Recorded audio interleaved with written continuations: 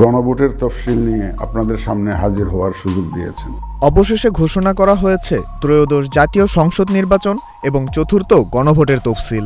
11 December সন্ধ্যায় এক ভাষণে এ ঘোষণা দেন প্রধান নির্বাচন কমিশনার নাসির উদ্দিন।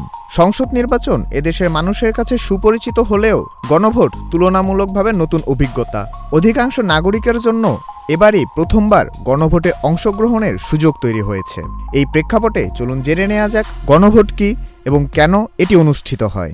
জীবন অবাক না করলে কে করবে? 28% মিল্ক ফ্যাটের অবাক করার সাথে ফ্রেশ মিল্ক পাউডার। জীবন অবাক করুক প্রতিদিন।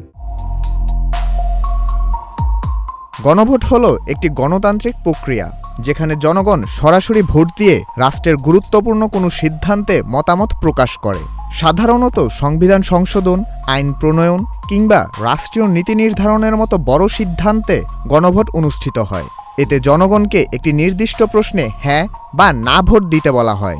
এজন্য একে অনেক সময় হানা ভোটও বলা হয়। ইতিহাসে দেখা যায় 16 শতকে সুইস ক্যান্টন গ্রাউবুন্ডেনে প্রথম গণভোট অনুষ্ঠিত হয়। পরবর্তীতে ইউরোপ ও আমেরিকার বিভিন্ন দেশে এটি জনপ্রিয় হয়ে ওঠে। গণভোট কেন হয়? গণভোটের মূল সুবিধা হল জনগণের সরাসরি অংশগ্রহণ নিশ্চিত করা এবং রাষ্ট্রীয় সিদ্ধান্তে বৈধতা বৃদ্ধি করা। বাংলাদেশের স্বাধীনতার পর এ পর্যন্ত 3 বার গণভোট অনুষ্ঠিত হয়েছে।